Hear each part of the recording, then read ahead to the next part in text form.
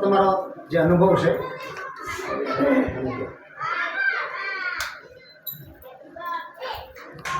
મારું નામ કાજલ છે. 1.5 મહિનાથી ચાલુ કર્યું છે શું શરૂ કર્યું બેન?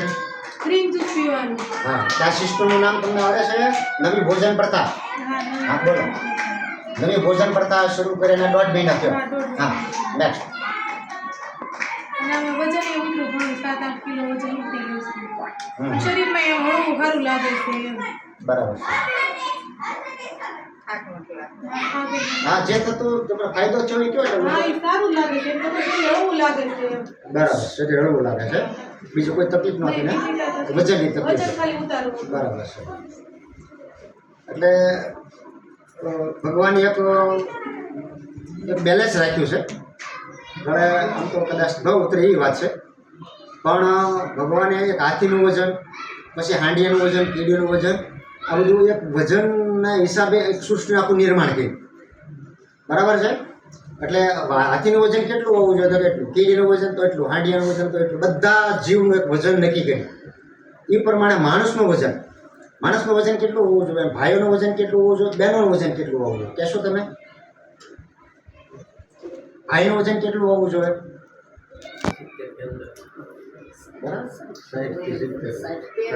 એટલે 65 ની આજુબાજુમાં ભાઈઓનું વજન હોય તો આપણને આ ઘરમાં રહેવાની મજા આવે. બરાબર ને? પછી 1 કે પછી 1.5 હોય ફોગી જાય. પછી બસમાં આપણે આમ જોતા હોય ને સીટ તો આપણને એમ કે ભાઈ ન આવે તો સારું. એટલે અને બહેનોનું જે વજન છે તે 60 કિલોની આજુબાજુમાં રહેતું છે. પણ એમાં થાય છે શું, આપણે જે ખોરાક છે ભલે પછી તમે ખાવાનું બંધ કરી દેશો ને, હાવ ડાયટ કરશો ને તો તમારું વજન પછી નહીં ઉતરે, પછી ઉતરશે જ નહીં. એકવાર જે બધાને આપણને ખબર છે કે એકવાર બરોબર એમ થઈ જાય કે હવે તો હાવ કાઢી નાખવું છે એવું આપણે નક્કી કરીને સંકલ્પ લઈ અને પછી ખાવાનું બંધ કરી દઈએ, હાલવાનું કરી છે, રસ બધું ખૂબ કર્યું અને પછી એવા કંટાળીએ ને પછી આપણે ખાવા ઉપર આવીએ, પછી આપણું જે 80 કિલો વજન હોય ને સીધું 85 થઈ જાય. આવા અમારી પાસે લાખો અનુભવ છે. એટલે આ જે સિસ્ટમ છે એમાં તમારું વજન એક સરખું. મારું 86 કિલો વજન હતું.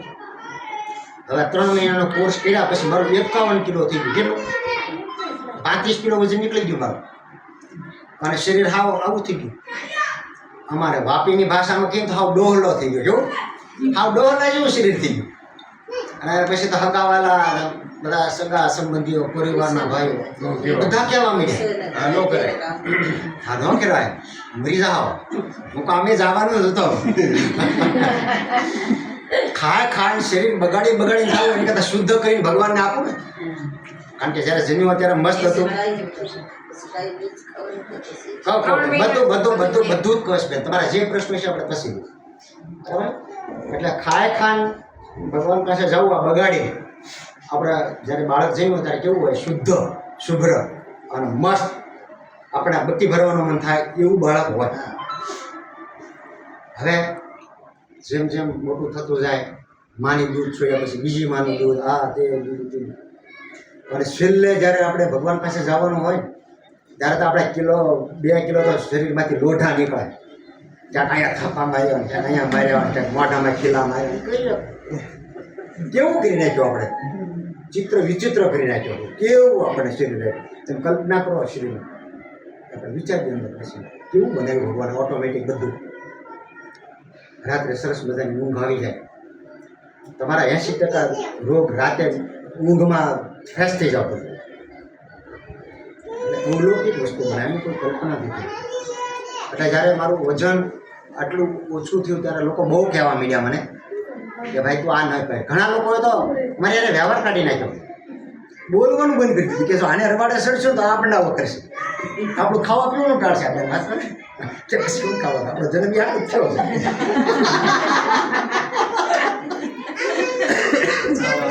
હા તો બીજું આપણે કરવાનું ભગવાનની દુનિયા, ખાધું પીધું ખંભે, પણ બીજાને આપણે બીજાને આપતા એમ્બ્યુલન્સની વ્યવસ્થા થઈ ગઈ છે. પણ ઓલા શમશાન પોગે ત્યાં હાકી જાય, માંડ પોગે કેટલા દાડો તો બદલાય.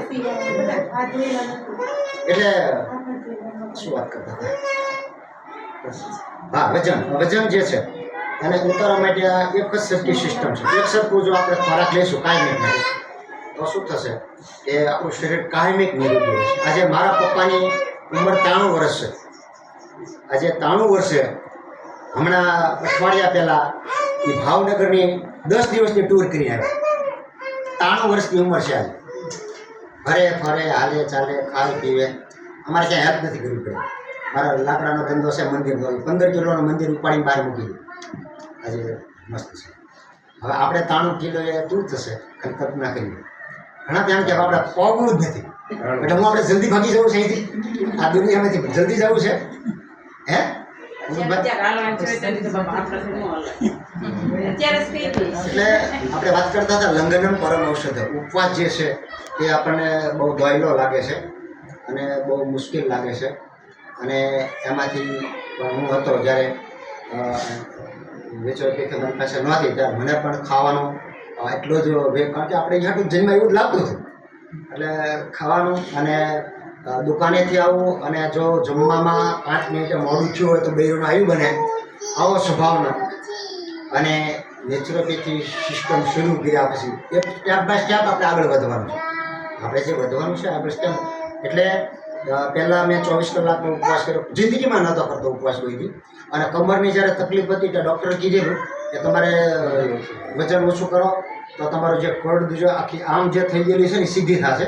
કારણ કે વજન હોય ને કમર થોડું તકલીફ થાય અને એ આખું બેન્ડ થઈ ગયું હોય પાછળનો આખો મણકો અને એ જો સીધો થાય તો તમને ફેર પડશે. એટલે ડૉક્ટરે કીધું સાંજે મગનું શાક અને રોટલો 2 જ ખાવા. મારા ઘરવાળાને કહી દીધું કે આપણે રાત નહીં કરવાની પણ આપણે 5 વાગે રાંધી નાખવાની. એ સાંજે જ ગણાય વાત કરી એ બપોર પછી સાંજમાં જ ગણાય એટલે સાંજે 5 વાગે પણ થઈ જવું જોઈએ ટાઈમે નકર ન ચાલે આવું બધું. એને બદલે 24 કલાકનો ઉપવાસ કર્યો અને ગયા 7મા મહિનામાં મેં 360 કલાકનો ઉપવાસ કર્યો. નિર્જળ ઉપવાસ જેને કહી કે જીભ ઉપર પાણીનું એક પણ ટીપું મૂક્યા વગર 15 દિવસના મારા વલસાડ જિલ્લામાં મારો રેકોર્ડ છે કે 15 દિવસનો કોઈ નિર્જળ ઉપવાસ કર્યો હોય એવું મારું નામ છે. એટલે હું તમને બધાને ઉપવાસ કરવાનું કહું છું એ હું કર્યા પછી તમને કહું છું, ડાયરેક્ટ નથી કરતો. એટલે એના મને કોઈ રોગ નહોતો પણ એ પ્રભુ પ્રાપ્તિ માટે આપણે કેટલું રહી શકીએ છીએ, લોકોને આપણે પીરસવાનું છે, લોકોને આપણે માર્ગદર્શન આપવાનું છે તો મારે ત્યાં પહેલાં અનુભવવું પડે. એટલે મારું કામકાજ મારા વડિયા વિડિયા છે બધું. મારો ધંધો ચાલુ હતો, કામકાજ ચાલુ હતું, ટીવી ચલાવતો હતો, બધું છે, કોઈ તકલીફ નથી પણ આપણે રહી શકીએ.